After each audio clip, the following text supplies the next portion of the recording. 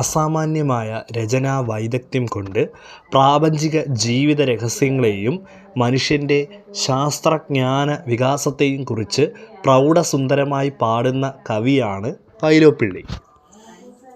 മാമ്പഴം എന്ന മറക്കാനാവാത്ത കവിതയിലൂടെ അദ്ദേഹം സുപരിചിതനാണ് ആർക്കും. കാച്ചിക്കുറുക്കിയ കവിത എന്ന് പ്രൊഫസർ എം.എൻ. വിജയൻ വിശേഷിപ്പിച്ചത് വൈലോപ്പിള്ളി കവിതകളുടെ ഉത്ഖനം കാട്ടാനാണ്. എഴുതുന്ന ഓരോ വരിയിലും കവിത തുളുമ്പി നിൽക്കും. ഓരോ വാക്കും ചമൽക്കാരമായിരിക്കും. അലങ്കാരങ്ങളും കൽപ്പനകളും മുറയ്ക്ക് ആ കവിതയെ ആഹാര്യമാക്കുകയും ചെയ്യും. വൈലോപ്പിള്ളി സ്വപ്നങ്ങളുടെ കവിയല്ല. അദ്ദേഹം പ്രകൃതിയെയല്ല, പ്രകൃതി ശക്തികളുമായി മല്ലിട്ട് വിജയം വരിക്കുന്ന മനുഷ്യപ്രകൃതിയെയാണ് ഉപാസിക്കുന്നത്. കാലിക പ്രാധാന്യമുള്ള വിഷയങ്ങൾ വിട്ട് ശാശ്വത മൂല്യമുള്ള മാനുഷിക ഭാവങ്ങളെയും വികാരങ്ങളെയും അദ്ദേഹം ചിത്രീകരിക്കുന്നു. മാനവ മൂല്യങ്ങളുടെ മാറ്റങ്ങളെ ശാസ്ത്ര അവബോധത്തിൻ്റെ ക്ഷാണോബലത്തിൽ മാറ്റുരച്ചു നോക്കുന്നു.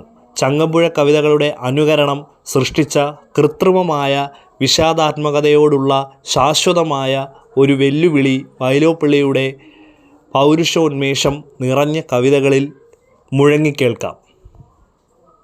കന്നിക്കൊയ്ത്ത്, ശ്രീരേഖ, ഓണപ്പാട്ടുകൾ, വിത്തും കൈക്കോട്ടും, കുടിയൊഴിക്കൽ, കന്നിമണികൾ, കടൽക്കാക്കകൾ, കുരുവികൾ, കയ്പവല്ലരി, വിട ഇവയാണ് കനം വെച്ച വൈലോപ്പിള്ളി കവിതകളുടെ സമാഹാര ഗ്രന്ഥങ്ങൾ.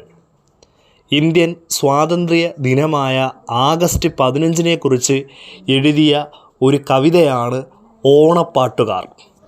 അദ്ദേഹത്തിൻ്റെ ഓണപ്പാട്ടുകാർ എന്ന കവിതാ സമാഹാരത്തിൽ നിന്നും എടുത്ത പാഠഭാഗമാണ് സ്വാതന്ത്ര്യ ദിനത്തിൽ എന്ന പാഠഭാഗം. സ്വാതന്ത്ര്യ ദിനത്തിൽ ഇന്ത്യൻ സ്വാതന്ത്ര്യ ദിനമായ ആഗസ്റ്റിനെ കുറിച്ചാണ് ഇതിൽ വിവരിക്കുന്നത്. സ്വാതന്ത്ര്യത്തിനു വേണ്ടി ഭാരതീയർ അനുഷ്ഠിച്ച ത്യാഗങ്ങളെ അനുസ്മരിപ്പിക്കുകയാണ് കവി. ഇവിടെ പരുന്തിൻ്റെ പിടിയിൽ നിന്ന് സർപ്പങ്ങളെ രക്ഷിക്കാനായി ജീമൂതവാഹൻ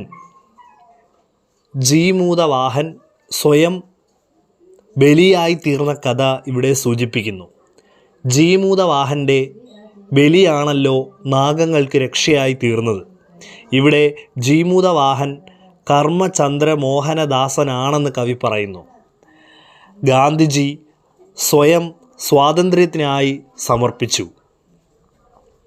ജീമൂതവാഹൻ ചെയ്തതുപോലെ ത്യാഗപൂർണമായിരുന്നു അദ്ദേഹത്തിൻ്റെ പ്രവൃത്തിയും എന്ന് സാരം. അങ്ങനെ സാമ്രാജ്യത്തെ മുട്ടുമടക്കി അയച്ചു. അത്യന്തം കൽപ്പനാപൂർണമാണ് കവിതയുടെ ഈ ഭാഗം.